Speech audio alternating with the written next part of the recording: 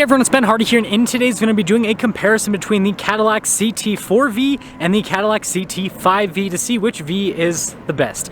Before we get into this video though, a huge shout out and thank you to the Provo Cadillac here in Utah for giving me some time with both of these cars. Both of these are available for sale for the time being, so if you're interested, I'll include a link to their inventory in the description down below. If you have any questions, need any help, just ask for Craig.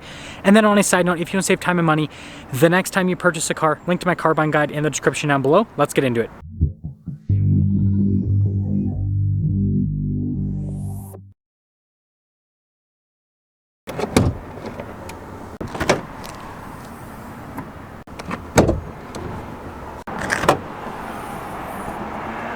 So under the hood of the CT4-V, we have a turbocharged 2.7 liter 4-cylinder that goes through a 10-speed automatic transmission. Fuel economy is 20 around town and then 28 on the highway, with power outputs being 325 horsepower and then 380 pound-feet of torque. Now under the hood of the CT5-V, we have a turbocharged 3-liter V6 twin turbo to be exact that goes through a 10-speed automatic transmission. Fuel economy is 18 around town and then 26 on the highway, with power outputs being 335 horsepower and then 405 pound-feet of torque. So on paper, the power difference between both of these cars is not substantial. However, we do have 2 more liters over there with the CT5, and so I think that it's probably going to feel quite a bit stronger than the power suggests, but we'll see that during the driving portion. Before we go over the front ends, I do want to mention, if you want to see more videos just like this, then I recommend you subscribe because I post content every single day. So starting with the CT4-V, what I want to basically bring attention to is the hood. Just look at the lines there, and then also look at how the lights are set up here. By the way, really cool that it pops on when you get close to it. And then we do have parking sensors here in the front, and obviously the grille's all blacked out, but also look at the accent pieces there on the side. So if we pop over here to the CT5, you can see the hood design very, very similar with all the body lines. And then same thing with the lights, but it looks like this one actually has reflector LEDs for the headlights rather than the projector that's on the CT4. And then the accenting here, a little bit different, but pretty similar. And so I think that to the untrained eye, these cars pretty much look, I mean, look at that. They almost look the same. Now with the CT4, our tire and wheel setup is 325/40/18 in the front and over in the rear. And then with the CT5, it is 245/40/19 in the front and in the rear. So we have a slightly larger wheel and we have a slightly wider tire with the CT5. And when it comes to the coloration, I think the CT5 is a little bit cooler with that gray. And then notice that both of them actually have the red brake calipers. Now I find this interesting. Look at the V badge on the 4 versus the 5. The 5 is up on the fender, whereas on the 4 it's down low on the door. And then the mirrors are actually completely different too. Look at that. That is interesting. The handles themselves are also completely different as well. That is interesting. Now when it comes to the key fobs, they're both identical. So they both have the V logos and they both have the red trim, and they both have remote start function and the opening for the trunks. And well, speaking of trunks, you can see with the CT5, it opens up all the way, whereas the CT4, it only kind of opened up. Anyways, let's look at the cargo area to see if there's actually a substantial difference. So here's with the CT5-V, pretty spacious, and plop. Now popping over to the CT4, the opening almost looks like it's a little bit different, but the space, that's super similar, to be honest there. So not a huge difference with the cargo space, but plop. And then finishing things up with the rear style, this is actually where the cars look a little bit more differentiated. So both of them have low profile, blacked out spoilers, as you can see with the V badges, as well as the all-wheel drive badges. But look at the taillights here, the difference there. I think the taillights on the 5 look a little bit cooler. And then the exhaust tip covers, they look very similar. You guys can see the diffusers too. So again, very similar, but I feel like the CT5 just looks a little bit wider, a little bit more aggressive there in the back end. But let me know which one you like. Now popping into the CT5, you guys can see we've got carbon fiber here, and then look at all of the leather trim with the stitching. Got our high performance sound system from Bose, and then look at these seats. These are very cool looking. And then we'll pop in here just to see how spacious it is. Pretty solid. And then notice the storage pocket, got some vent action, and I actually have my own sunroof here in the back. Now with the CT4, the door panel is very similar. We don't have any carbon fiber trim though. We just have like a bunch of leather trim, but very, very similar setup. And well, I think that just explains the size difference right there. I can't, like, I would not be able to even like fit my foot behind the seats there, so definitely not as much space. And then popping to the front of the CT5, you guys can see again with the carbon fiber trim, and then look at all of the leather padding. We've got our window controls here, all of them are automatic. Your mirror adjustments, the mirrors do power fold in, and then there's a quick look at them. And then look at the front seat here. Notice it's perforated all down the center. And then we've got our pedal layout. And then this is for the heads-up display there, parking brake. Steering wheel's not manually, power adjustable rather. Don't know what I'm saying today. See how it starts up. Pretty sweet.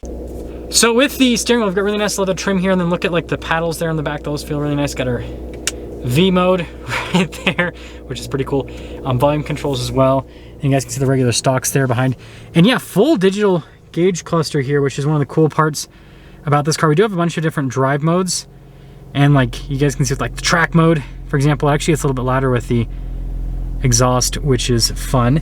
And then let's see what the camera system's like. So we got a 360 camera system on this, so that's great. And then as for the rest of the infotainment system, looks like it's just GM's normal screen, which is fine, super responsive. Accidentally just clicked on something. Got the video recorder with this too, that's interesting. Yeah, easy to use, Apple CarPlay, Android Auto. And then it looks like we got our dual zone climate controls down below. Heated and cooled seats. Got this for like your parking assist, that's just for the camera system, pull it up, and then your lane departure. And then you guys can see the wireless phone charging pad. And then over here, we've got our drive mode select, auto hold, stability control, auto stop start, shifter for that 10-speed, and then this is the analog control for the infotainment system if you don't want to use the touchscreen. And then notice all the carbon fiber, that's pretty sweet. And oh, it's on the side here. Yeah, decent amount of storage space here, which is pretty cool. It's got like another phone holder right there. And then we actually have the camera mirror, which I'm a huge fan of. And then we've got the sunroof here at the front, so again we got like a double sunroof situation. And then popping over to the CT4, you guys can see again with the door panel, it's pretty much identical to the one there in the rear. Now those front two windows are automatic. You got your mirror adjustments, memory seat function, speaker for the Bose sound system, and then there's a quick look at the mirror. And then look at the front seat here, pretty cool with that. And then pop in. Ooh. So taking a look at the steering wheel, you got nice leather trim, nice paddles there on the back. Still have the V mode. And then the gauge cluster itself, full digital gauge cluster, looks just as fancy. Still have, you know, the same like style of driving modes. And then popping into reverse, just a regular backup camera, so we don't have the 360 system that the 5 has. And then as for the screen itself, it's a little bit smaller actually. Functionality though on it is the same, just a little bit smaller. Still have dual zone climate, still have heated and cooled seats, no parking assist or anything like that. So it looks like this has a little bit less safety tech, or just, you know, helper tech. Wireless phone charging pad still. Got the shifter, got the analog control for the infotainment system. We do have carbon fiber trim here in the center though, so that's nice. Drive mode select. Look, this section's the same, it's just in a different place. That's interesting. And then the center console is actually the same, so it's a big plus. And then I do like the padding on the dash. Just a regular mirror, and then just one sunroof. We don't have a double sunroof like in the 5. Now before I mention the price, I want you guys to guess in the comment section down below the price difference between the cars. So I'm gonna wait a second. Comment down below. Okay, so the CT4 stickers for about $56,000, the CT5 stickers for about $66,000. So there's about a $10,000 price difference. Let's drive them.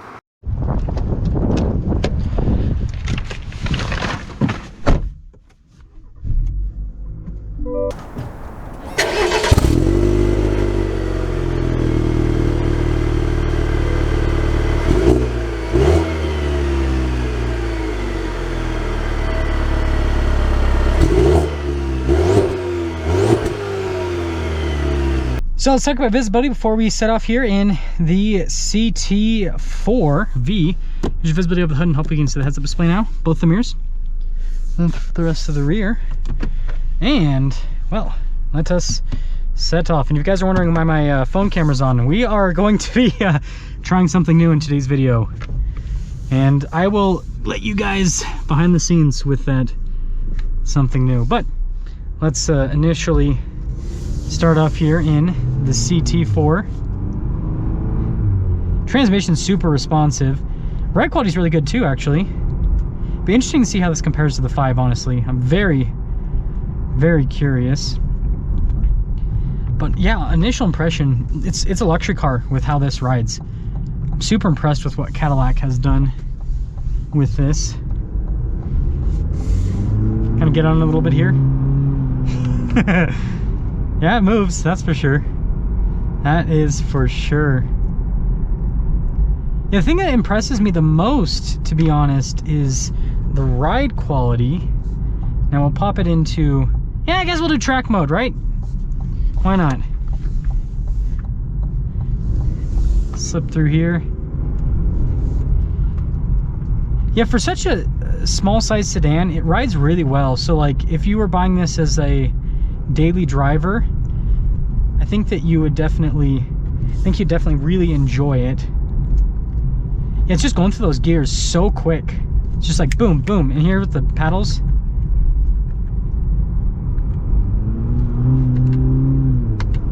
super responsive. Brakes are good too. We are going to see how punchy this CT4-V is with the 2.7. So quickly summing things up here with the CT4-V. Here's the deal, it feels pretty strong. That 2.7 feels strong. It's got good torque, but it'll be interesting to see how this, compares ride quality wise and then also acceleration wise to that CT5. I feel like the 5 is probably gonna be smoother because it's bigger. It's probably gonna be quicker, but we'll see. We'll see.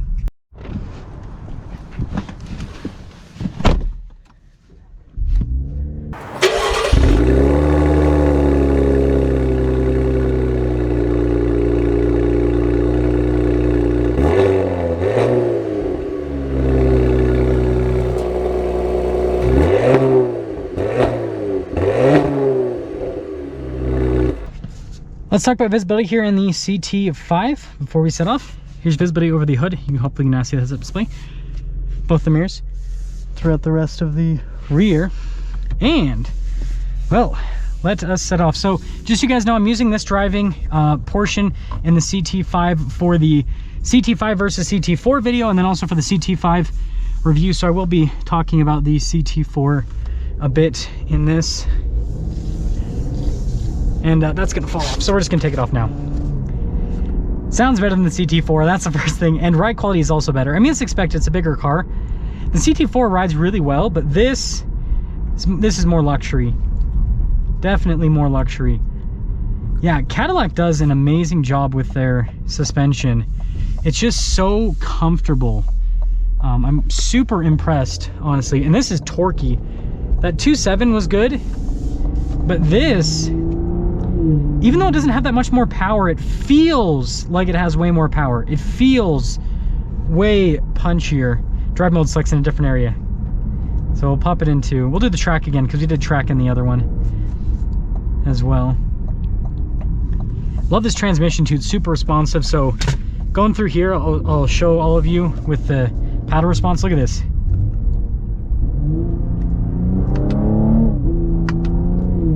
Like super responsive, and that's just partial throttle. When you go full throttle, it's even snappier with the shifts.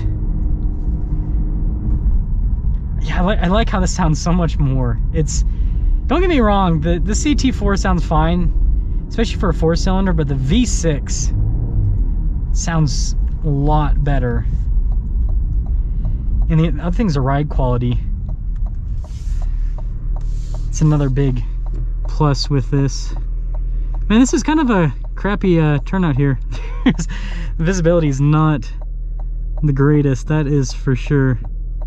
Maybe it's just because I'm not in a super high up truck or SUV like I'm used to. Gosh, I love the torque of this so much. And the brakes are really good too. Both of them have really good brakes. I think that Cadillac did a good job with the braking on both of them. Like they're nice and progressive. They're not over the top or anything like that. So I think that's definitely good. Ride free today. There you go. Free bus rides. It's always a big plus. There was like no traffic 2 seconds ago when I was driving the CT4. Now there's a ton. We are going to get our official acceleration here with the CT5-V. Wow. So summing things up here with the CT5-V. Here's the deal. This thing's great. I love this powertrain. This 3.0 is so fantastic. And yeah, on paper, it has similar power figures to the CT4, but in reality, it feels a lot punchier than you'd think. It's crazy. So yeah, like I said, on paper they're similar, but in reality, they definitely are not. So I just got done with driving the CT5-V after driving the CT4, and to sum things up with today's video, I'm gonna say that I think that the car that I'm sitting in is the better car, but it also makes sense because it's $10,000 more expensive. But like, even though the power figures aren't all that much different, this feels way punchier. It sounds better. It's more comfortable. It has more features, and I think it looks better on the outside, frankly. And so, you know, $10,000, it's a lot of money, but I do feel like you're getting a lot more car. And so I don't think the CT4 is a bad car. I think that's actually a great car. The CT4-V is a ton of fun. But if you got an extra 10 grand laying around, CT5-V, it's worth it.